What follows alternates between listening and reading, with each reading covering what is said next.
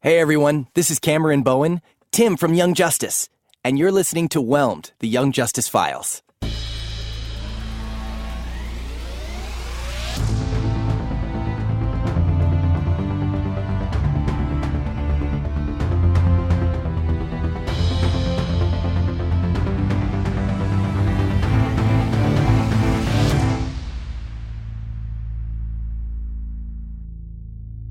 Recognized, Uncle Walker, D01.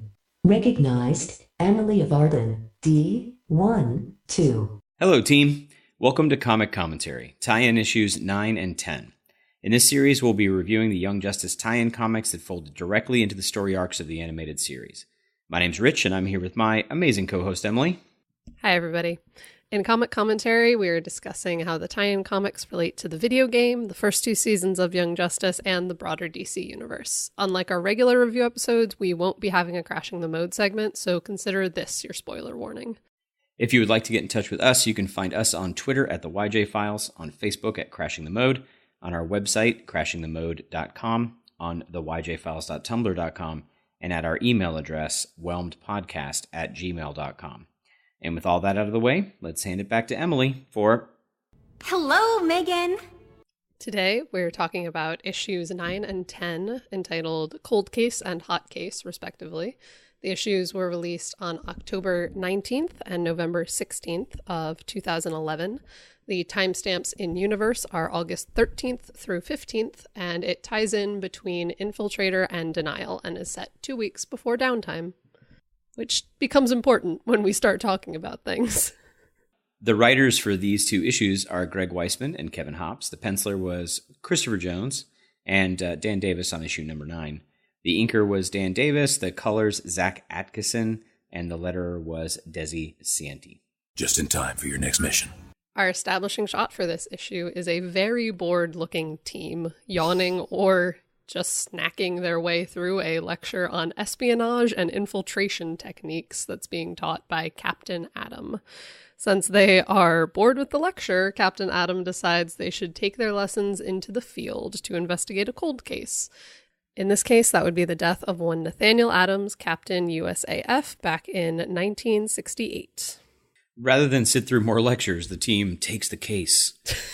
Miss Martian, in disguise, speaks with General Wade Eiling, the judge who presided over Nathaniel Adams' court-martial. We find out that Adams accused his superior officer, a General Lamar, of allowing or even arranging an ambush on Adams' unit. Then Adams killed Lamar with a knife. We also find out that Eiling, weirdly enough, married Adams' widow a short time after his death and helped to actually raise his two relatively newborn children. Meanwhile, Wally and Superboy speak with former Lieutenant Yarrow, Adams' best friend, now retired, and get a completely different story. Yarrow apparently had defended Adams at his trial, and Adams claimed he had been drugged, passed out during the fight with General Lamar, and when he woke up, Lamar was dead and he was being arrested by the military police. The team go back and forth like this, investigating various leads, but their investigation starts a chain reaction of murder. As one which does. Is crazy, as it does in the comics, apparently. So many people die in these comics. Am I right? It's true. Yeah, you're not wrong. The medical examiner from the case, Major Shirley Mason, is found dead holding a picture of a group of people that include the aforementioned Yarrow, a North Vietnamese general, a young Cambodian boy, the prosecutor who died of cancer decades before, Sergeant Polk, who is the MP who had actually arrested Adams, and a CIA operative named Alec Roy. When the team manages to track down the whereabouts of the North Vietnamese general, who is bizarrely in this picture, who is now living the high life in the United States, the general and the team are attacked by a villain who is using a sword that can cut through Superboy's skin. The team fails to stop that supervillain, and the general is murdered. Because more death. Yeah.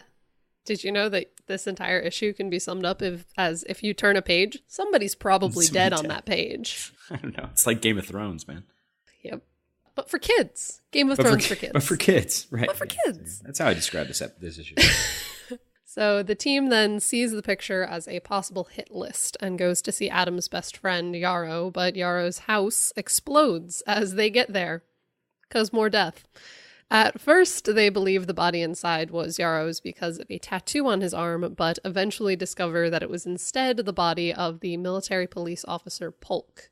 In the end, the team faces Yarrow, the CIA agent, and the sword-wielding villain, beating and arresting all of them in an action scene. Exactly. The team returns to Captain Adam with the full story. Adams had his unit out on patrol back in that 1968-69 because he suspected a weapons running ring was being operated out of the base. Adams had told his general, Lamar, who instructed Adams to follow his leads and ambush a shipment. Lamar was a part of the gun smuggling ring, unfortunately, so instead, the general warned the North Vietnamese, who ambushed Adams' unit. Unfortunately, at least for Lamar, both Yarrow and Adams survived. Yarrow was also part of the ring, apparently, and he was leading it, in fact, even though he was a lieutenant and Lamar was a general. So Lamar thought he was going to kill both Adams and his, quote-unquote higher up, this lower-ranking officer giving him orders. Yarrow wound Adams up about the ambush after it happened, then drugged Adams in a way that wouldn't take effect until he was actually in Lamar's office. Therefore, during the fight, Adams passed out. The MP Polk killed General Lamar with Adams' knife and then arrested Adams for the murder. The medical examiner scrubbed the presence of drugs from Adams' medical file, and General Eiling, who had apparently known nothing about this and wasn't actually in that picture we had mentioned earlier, had every reason to convict Adams. Okay, so... It's not over yet. Just wait. So, plot twist number 1, because there's multiple. Plot twist number 1 is that Nathaniel Adams is actually Captain Adam, who had suspected Eiling of being involved all along, and now that the team found out differently, Captain Adam, who was Captain Adams, because, of course... Because comics, finally allows himself to trust Eiling. But there's more. Which leads us to twist number 2. Turns out Eiling wasn't in the picture because he had taken the picture. And now that he and Adams/Adam have quote-unquote reconciled, Eiling has a conversation with the former CIA agent, who is now out of jail, saying that he can continue to manipulate the government-based hero for further plans down the line. There's a lot going on in this 2 issues. Yeah. Woo.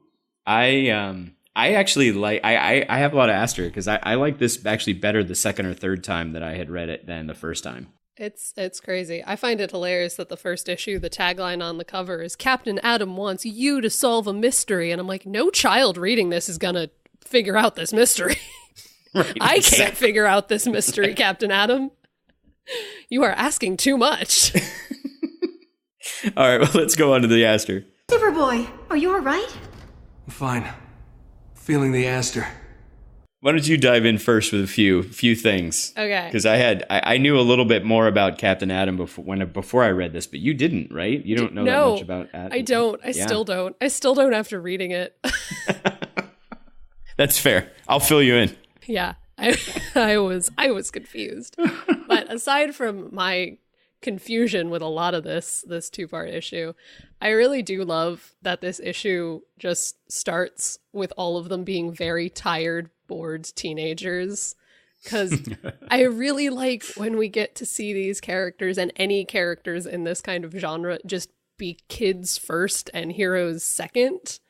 And that is exactly what that first scene is.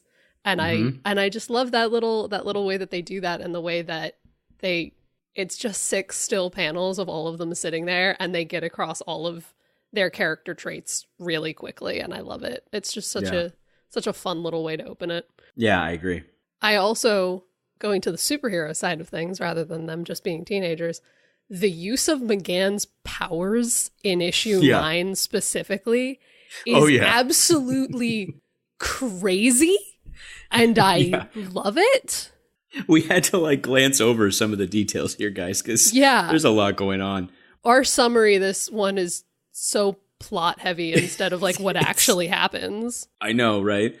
Yeah. So Robin and McGann go to talk to the medical examiner, this woman, and find someone dead, like the woman dead, but she's like, it's been, oh gosh, it would have been 30, 40 years or something. So she's significantly older.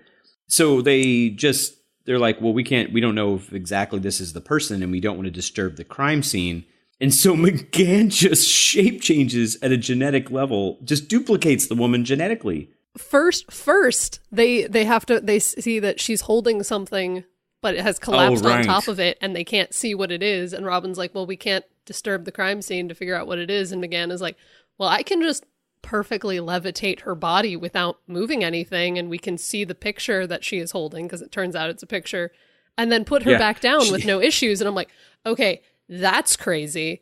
That's crazy. And she lifts it up, and it's still a weird angle, and Robin just scans it. He just scans her back, and then he's got like this photo. It was so cool. It's really pretty cool. In this 2-issue arc that's just full of death, it is a very cool little moment. Right. And the way that they ID her as the medical examiner is that McGann shapeshifts into both the face of the dead woman lying on the ground for kids and the woman in this picture. And I'm like, that's genius and fascinating. And so can we have more of this? Because this is some clever use of McGann's powers in this. Right? And she comments, she's like, they have the same bone structure. Yeah.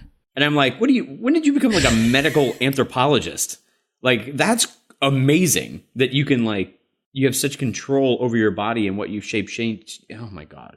It was crazy, Town. It's fascinating. No one it's is amazing. Surprised that I'm utterly fascinated by McGann's powers. Oh no. But like, no. This is off the charts. Like, and Greg was one of the writers on this, so you're just like, yeah. Oh, please, more of that, please. Yes, season 3, more of this. Yeah, I'm just seeing like, let's see, I'm in a Masks, role playing game, and it's Robin and McGann, and we're going on to like a detective mission. How can McGann help Robin?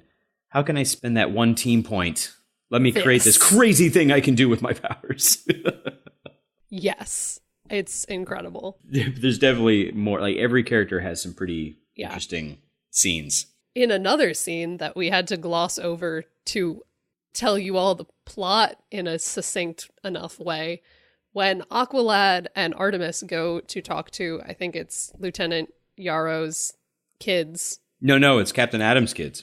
Captain Adams. I'm sorry. There's so many characters, military people in this issue. Yeah, it's Captain Adams' kids who were raised by Eiling. Wow, I messed that up completely. No, it's all good, because they're talking about like, because his son is like, our dad was a murderer, and the daughter's like, Mom never believed that, and I don't know if I do either, and they were little kids when it happened, so I don't remember. It's a real good scene, but it's followed up by Artemis and Aqualad walking along the beach together, talking about this and talking about whether they believe either of these adults, former kids of Captain Adams, who they think they side with, everything. And Artemis has a line where she's talking about how some of them are like, well, he was our dad. One of them says he was our dad. He couldn't have been a murderer. And Artemis, to that thought process, says biology hardly guarantees parental skills or even basic honesty. And I'm like, Artemis, you are not subtle, but like, I see what you did there. Aqualad doesn't, because Aqualad's distracted, but like, girl, you are not subtle. How did you keep this a secret for a full season? Right, exactly. It's a good line, speaking though. Of poor Calder. It's a good line. Poor Calder. This issue, both of these issues have some really nice little hints about how Calder's thinking about Atlantis, because that feels, in the show, it feels a little like it comes out of nowhere. The downtime episode, you mean? When it gets to downtime, we're suddenly told, we're like, Aqualad misses Atlantis. And it's like, when did we establish this? He does? Oh, yeah. I mean, I guess that makes sense, I guess. But yeah, right. Sure. And we go with it. But they do a really nice job in the comics of filling in those gaps, like, after the fact, because these came out long after Downtime, but they clearly had this planned in their head. And there's all of these little things, like in this scene that we're talking about, he talks to Artemis about his parents, and that's really sweet because it's clear that Aqualad really does love his parents, and that's nice in this group of very screwed up kids. Yeah. And there's even a nice little thing near the beginning of this issue when they're all sitting around being bored teenagers, where if you look at Aqualad's notes, he's doodling Tula's name. And then this is also where we find out for sure that Aqualad's quote-unquote dad is Calvin Durham, and that Calvin Durham definitely worked for Black Manta, and that he had been genetically engineered, genetically modified to be an Atlantean and infiltrate Atlantis, and fell in love with Calder's mom and that kind of stuff. So it's a lot of the stuff that you would have known from the 70s comics Calvin Durham, who was in the series then. These came out after Downtime, but way before season 2. So we had no idea. We all just that makes sense. And then season 2 happened. Yeah. Do you want to do some of yours, or you want me to keep going with all of my notes for things I love here? I have some things, but a few are really long. You know what? Let's go through yours, because mine all kind of run into each other. There are a lot on Captain Atom. Just didn't want to be like, let me just talk about everything I love and make sure that Rich isn't allowed to talk. No, because my stuff's all about like Captain Atom in the comics, like in the regular series. So let's keep going. So near the end of I keep wanting to say issue 1, but it's issue 9. I'm like, issue 1 of this 2-issue arc. Right. In issue 9, near the end, when they're trying to decide how to go into this fight that they know they're inevitably going to get into, they're like, we should go in secretly, we should just storm the castle, whatever. And McGann just kind of rushes in behind everyone's backs, and it's honestly a great little character moment because it just shows how eager season 1 McGann was to help everyone. She just wanted to do the right thing. She's like, well, I can be the most stealthy and it'll be great. And of course it goes wrong immediately. Right. But I also absolutely love that Connor is the one who rushes in and saves her, because it makes me smile because they're adorable and I'm trash. They're that's adorable. Fair. That's fair. I take what I can get in the comics. But then issue 10, not issue 2, issue 10 opens up with them after they've gone through that whole fight and have failed miserably, and there's another dead body because, dear God, so much death. They go to, I believe it's Bippo's diner. It's Bibbo's. Okay, Bibbo's. Yeah, which we see in the show a few times, particularly in season 2, because Bibbo's one of the humans that gets kidnapped by the Krolotans. Yeah, it's also where Batman and Superman have their discussion about how you need to take care of your son. I'll take that apple pie to go. He's not my son. Okay, calm down, Clark. But I love the way this scene is staged, because it's another thing that's just so clever. That's all of them are using their mind link like they do, but they know it would be really awkward in a public setting to just have a bunch of teenagers staring intently at each other and not saying anything. So they're all pretending that they're on their phones. Right. They're all pretending that they're texting, but they're actually looking at a photo. Yeah. At the photo that they sent out. Yeah. And I'm like, this is such perfect millennial superhero thing right here. I'm like, yes, I love this. But with this scene, little things that I love in it are the fact that they include Connor is still very distracted by the fact that he got injured, and that's new to him. And the fact that McGann actually takes a moment out of this very plot-heavy conversation to be like, you okay? You seem out of it. And I really like that little moment that shows that she cares about him, because this is still early them, and we don't get a ton of that on the show always. This is before they became. Yeah, because this is pre-downtime. We have not even gotten that moment with them. This is early. So that's just cute to me. I like it. And again, I like that they continue with the plot of Calder having his mind on 10 other things right now, including a picture of Tula on his phone, though it did make me stop and question, how do you have a picture from Atlantis on your phone? I have questions about how technology works.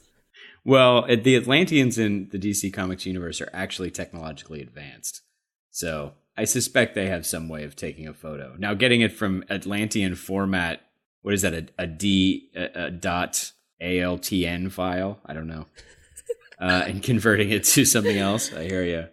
But this next point you make is crazy to me. I didn't even notice it until you wrote it in the outline, and I just saw it. And Yeah, reading this issue, I was going along, reading just fine, reading everybody's dialogue, accepting everything, until it struck me halfway through the scene. Miss Martian is green in this scene, and Miss Martian should really not be green in this scene. I love how they're being surreptitious about the text messaging with the whole mental link. They're all sitting around, and Connor's in his just Superboy t-shirt, and McGann's green. Yep. I feel like there was some miscommunication somewhere along the lines in the chain of how many people it takes to make a comic book. I feel like somebody, because I don't think she's appeared as not green anywhere else in the comics yet. Like, we haven't gotten to any scenes that are like her maybe because she didn't have a downtime, right? Is that the first time she had her like Caucasian? No, Targets is the first time that in the show she makes herself white, because it's when they go to school. But like, she can clearly transform into people who are not green. So from a character standpoint, it makes no sense for her to not be a white human teenager in this scene. I think it was probably just an error somewhere along the lines in the making a comic, because there are so many people that considering how many people go into making this comic. Oh yeah, of course. Oh god, I remember growing up with some really hilarious color choices back in the day where they'd like forget to color in like some section, like they'd have Superman's like his insignia on his chest, but for some reason they decide that all of the space above the insignia wasn't actually blue uniform. It was like the Caucasian color coming down from his neck, or like Batman's insignia would be switched. It would be black with a yellow bat instead of yellow with a black bat in one scene. Like, that stuff would happen all the time. Yeah. Too funny. Last few things. When they get into that big fight near the end with the CIA agent and the sword-wielding supervillain who's like a samurai supervillain and all of that, there is a moment where one of the bad guys is like, oh yeah, sure, this kid's invulnerable.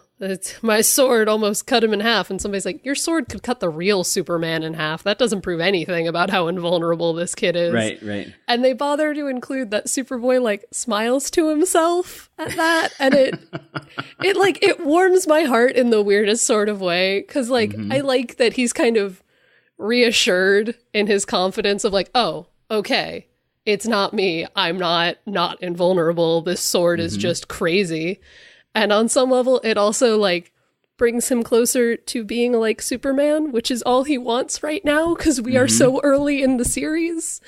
And that's so sweet. He just wants to be as strong as Superman. And this supervillain is inadvertently reminding him that he kind of already is. And I like it. It's a subtle thing. For me, what's extra crazy is that it's not just some random blade that cuts him. I don't know what this is. Tell me.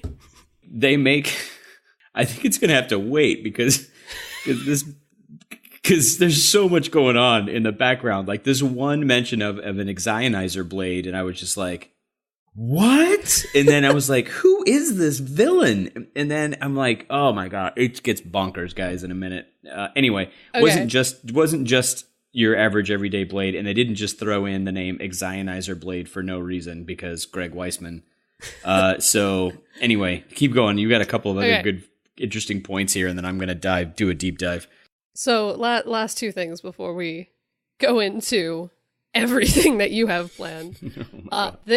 We've been joking about it, but there really is a lot of death in these two issues, which, as right before we started recording, I had the realization that like people don't die on the show as much as they die in these tie-in comics, and that's crazy. Well, they died like in that. Remember that the early like first one where like that woman they're trying to protect for 2 issues. They just find out she's dead, but she dies off panel, and she dies off page. That's so we're fair. like, that's a little like we're like, oh, that's heavy, but we don't see it. And then these 2 issues are just like, hey, kid who picked this up off the kids rack at the comic book store. You know how it says rated E for everyone on the cover? Murders you're for gonna everyone. have to look at like 10 dead bodies in the course of reading this arc. And I'm like, that's a lot. That's a lot, man. But aside from that, I just have to point out that in the course of these 2 issues, most of these people are killed by bad guys, and they're killed off panel by bad guys, and we only see them after they're dead. What do you mean most are killed by bad guys? Because Connor accidentally kills a man in this issue. Which part was that? I don't remember that. When was that? Wow, these plots are so convoluted that even Rich doesn't remember. I can't And keep Rich track wrote of the who's summary for murdering this. who. So, one of the bad guys in that final big fight scene goes to shoot Robin, and Superboy jumps in between. And Superboy, being invulnerable, the bullet ricochets bounces off off of all him. of the bullets. And one of them ricochets off him into the guy that is... Into Lieutenant Yarrow. yeah. And And died. kills Did he him. die? And he just dies. missed the part where he died. He gets shot through the chest, clutches his That's chest. true. We don't see any blood because this is for kids, and dies in McGann's arms. Because that's where we're drawing the line. Yeah, no blood. You can kill everyone, but no blood. And dies in McGann's arms as she catches his falling body as he dies. And McGann goes, "We need to know the truth." And it's implied that she just rips information out of his mind as he's dying. And I'm like, this is a lot that we have glossed over in 3 panels. Wow. You got a real dark take on those few panels that eluded me. Because I was just reading them so quickly. What other take is there? I don't know, but I knew she went into his head, but I just assumed like, oh, he's not going to die. But then we never dies. see him again. And I'm pretty sure they say in their debrief at the end with Captain Atom, I think she says Yarrow died before we could help him, but I got this information. And I'm like, that's Oh, I'm going to have to reread that. yeah, that's a lot. Wow. And that folds into season 2 stuff. Yay. Yeah. It lays those seeds for McGann not having boundaries that make as much sense. And I think on some level it's like, well, we're like, oh, well, he was dying anyways. They needed this information. It's okay.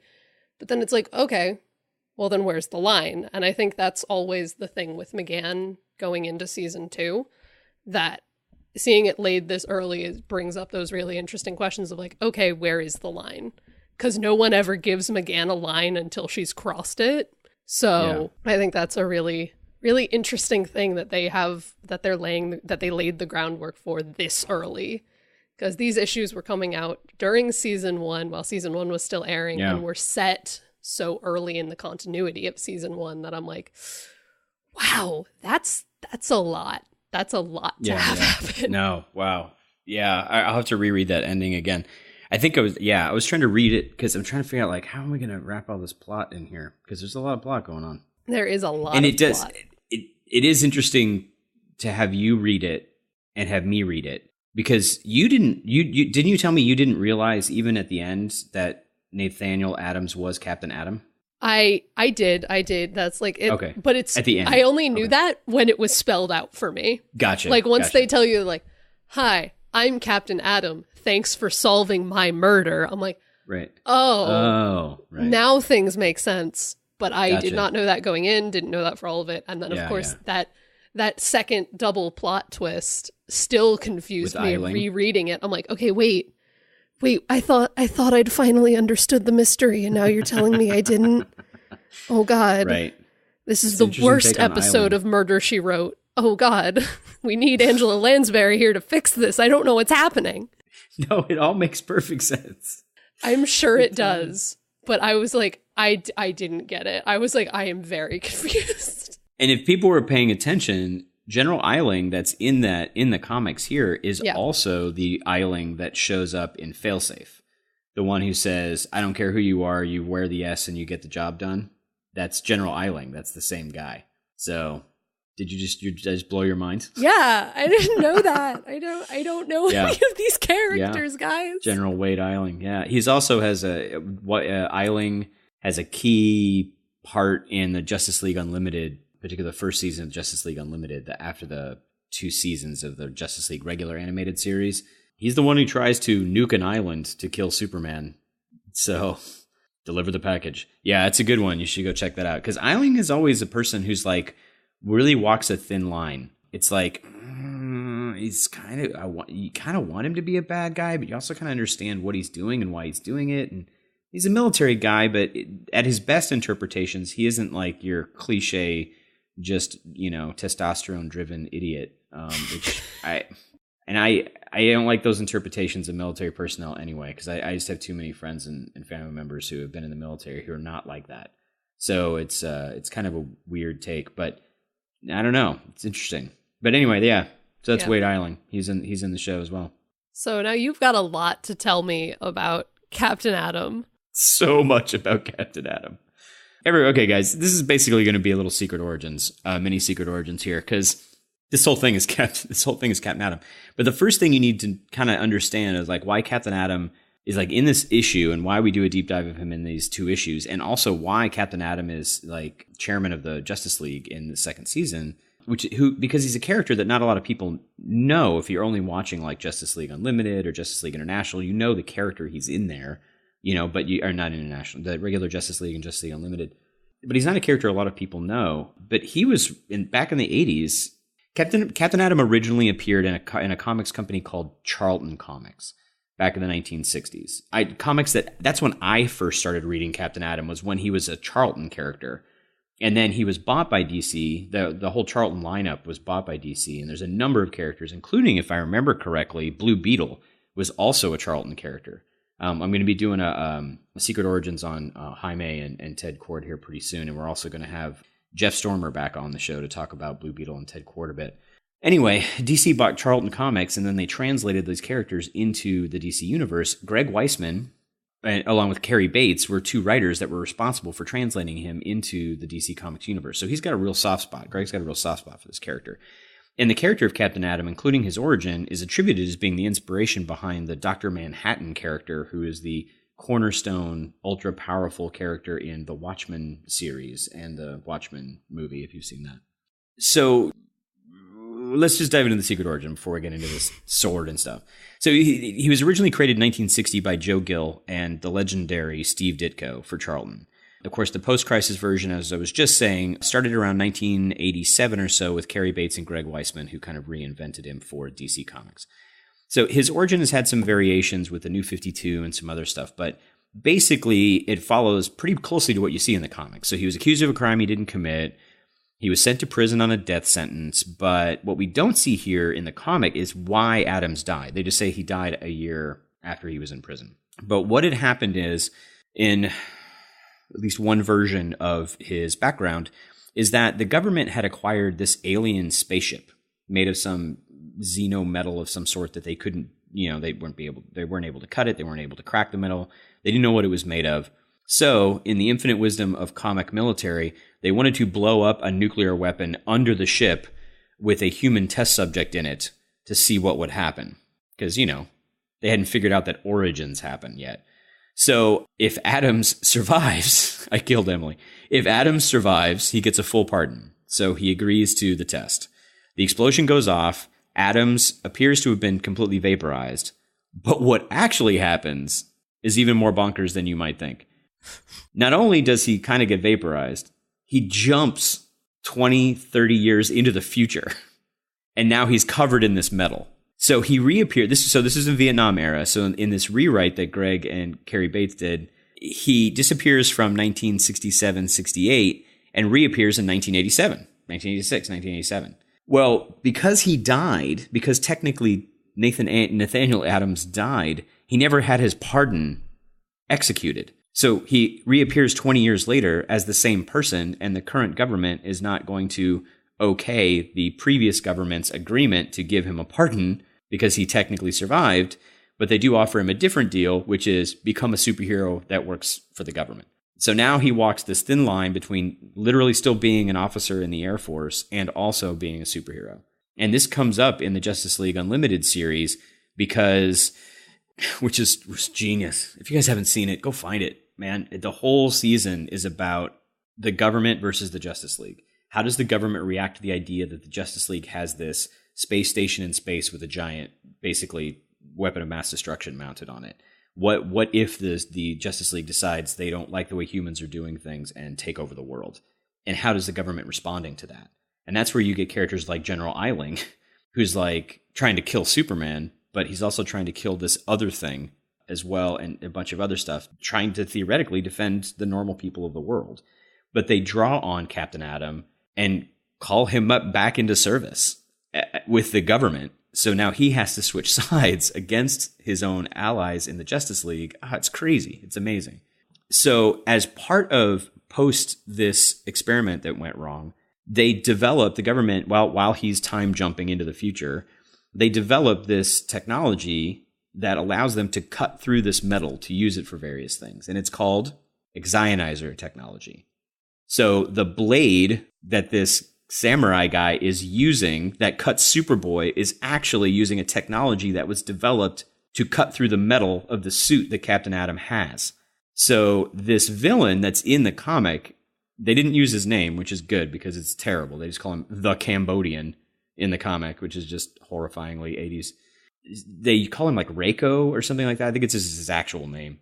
And so they have him in the comic. And so they show this blade, but they're, Captain Atom's not in it. So they just show it cutting Superboy, which I think is great. The Captain Atom's powers also have varied a little bit, but in general, it's just like basically what you see in Justice League and in Young Justice, where he can absorb energy, he can control and manipulate energy. In the comics, though, he's often, not often, he's sometimes shown as being able to manipulate matter as well. So basically, he can control energy on a microscopic level, a quantum field level is what they call it, to be able to manipulate things. So in a similar way to Firestorm. So if you know the Firestorm character from Justice League, and he's also been in the Justice League action show that recently, the Flash Lego movie had Firestorm in it as well. Firestorm has this ability to change elements from one thing to another. He can basically change matter by controlling the nuclear forces in the thing that's being created. They show Captain Atom sometimes being able to do that. In addition to the basic stuff, he can fly, he can survive in space, he's got super strength and speed, he's got these weird enhanced senses. The basic stuff. The basic stuff. And then he gets, time travel as a bonus. So apparently the metal, for some reason, when he absorbs a huge amount of energy, when he absorbs a bunch of energy at once, like getting hit by some massive, energy explosion, the metal time jumps him for short periods of time into the future. And in some cases in the comics that have him be able to control it, he said that he can time jump on his own by using up a lot of energy. He can time jump a week or two into the future, but he can only stay there for a short period of time and then jump back. It's a great plot device for who knows what story you're telling. So useful. Right? Well, it is for a plot. Like, oh, Captain Atom, where are you coming from? I'm coming from 2 weeks in the past. I don't know. Okay. That's interesting. We already know what happened, but you don't know why. Oh, now I got to go back. Bink. I'm not sure exactly how they use it. I haven't read every issue of him. You go to the future, and the future tells you it's going to happen, and then you go back to the past, and you make it not happen. Maybe that's it. Maybe. Probably. It's possible. Couldn't possibly go wrong. Nothing goes wrong. And so depending on the era that he's in, he's either one of two things. He's either has a human body and can manipulate this metal armor to show up or disappear, and the armor is what helps him absorb the energy and do all these things, time travel and all that. Or the explosion or experiment turned him into a being of pure energy that's only contained, like self-contained by the suit, which is very echoey of another superhero, the Legion of Superheroes character created in the early 1970s named Wildfire, who has a very similar origin, but he is a being of pure energy as well. And that seemed to be what they were implying in the original Justice League animated series as well, because he blows, the chute ruptures at some point and he explodes in a big nuclear explosion. But they have other suits because the government has other suits for him, and so they recollect his energy and fill the suit back up. But that's not always the case. But really, the Captain Atom character, like I was implying earlier, he's often depicted as like a good-hearted man who has to do weird, questionable things, like lie to his allies in the Justice League that he's still working for the government and all this kind of stuff. But he's doing it for good reasons. And he always walks this thin line between superhero and government agent and all that kind of stuff, which is why in this particular series of issues, he's their espionage teacher. Batman's not teaching him this, Because Batman doesn't do government espionage, right? Captain Atom does government espionage. Captain Atom knows politics. Captain Atom knows how militaries and governments work against one another, which is so interesting to me. Can make him a really interesting character. And that feeds into all of this stuff. And in the comics too, Eiling marries his wife and helps raise his kids and like all this kind of stuff. But it seems to imply in the comics that in the Young Justice universe, he did the same thing. Like he jumped to the future. But in this case, instead of it being 20 years to 1987, it was 40 years, or 50? Where are we at? Can't even do math. 1967 to 20. Yeah. So, 40 plus years into the future. Unless he's just been, because they never talk about him having time travel powers anywhere in the series. So I could believe that he just kind of, became Captain Atom and existed for 50 years. Yeah. Well, that's his cover story, actually. So part of the cover story is that when the government gave him a cover story, so his secret identity of the cover story was actually his original origin from the Charlton comics, which is that he wasn't an officer for the military, that he was a scientist for the military, caught in a bad experiment, and then turned into this thing. So when he reappears in 1987, the secret identity he has is not Nathaniel Adams, obviously, because that guy's supposed to be dead. His secret identity is his old, I think it's Alan Adams, because, I don't know, alliteration, from the Charlton comics. And so he was a scientist and doing all the stuff they said. The thing was that they had to make up 20 years of history, and none of that actually happened. So they're presenting this public image of Captain Atom as if he had done all these secret agent-y kind of things for the government for the last 20 years. But part of like the drama of the comic is the fact that none of that crap actually happened.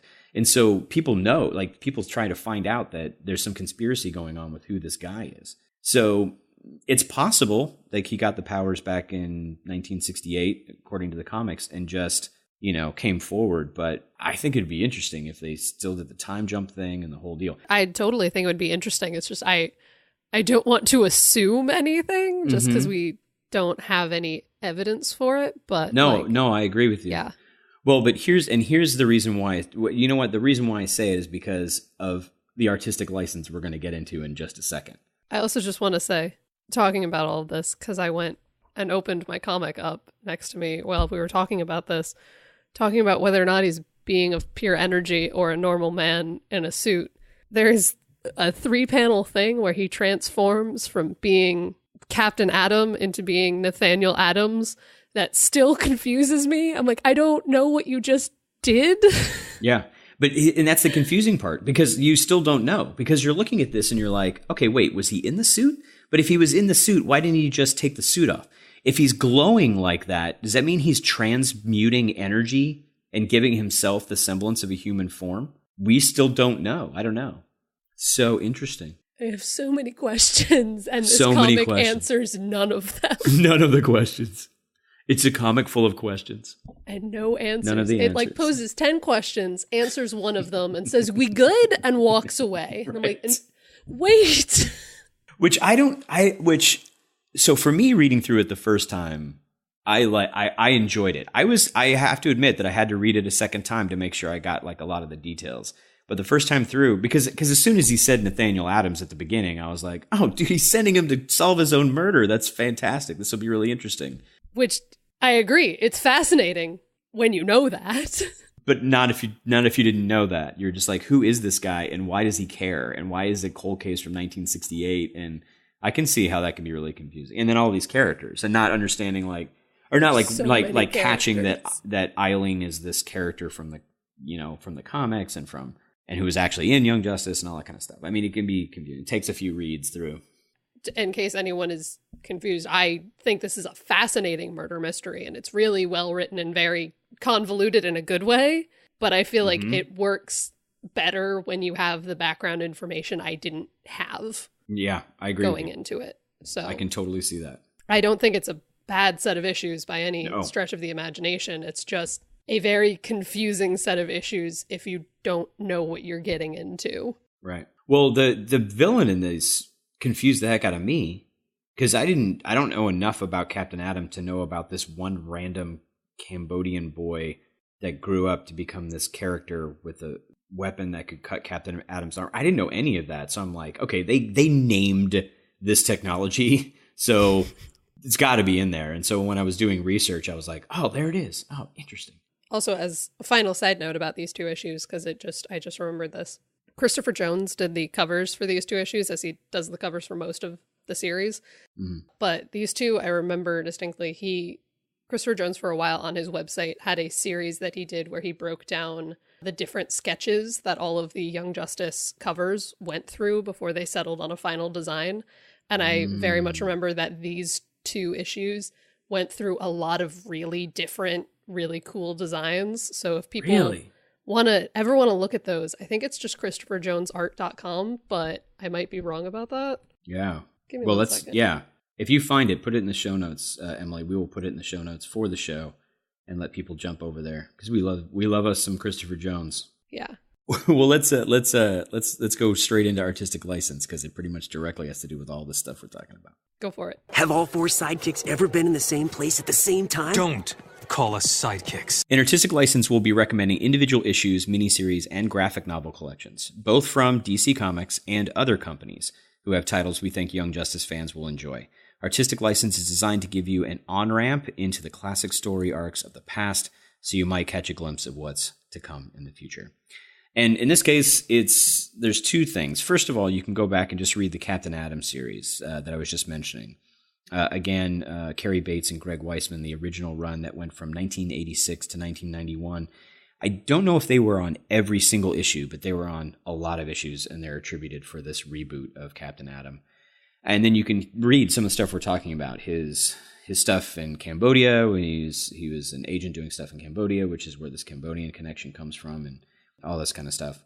Also, there is a character in the Justice League animated series that was part of the Suicide Squad episode called Task Force X, and her name was Ballistic, I want to say. She was an explosives expert that was on the team. She's actually a character from the Captain Atom comic in which she and Captain Atom, if I remember correctly, end up getting married. So they're like the Bruce Wayne, Selena Kyle of the Captain Atom universe.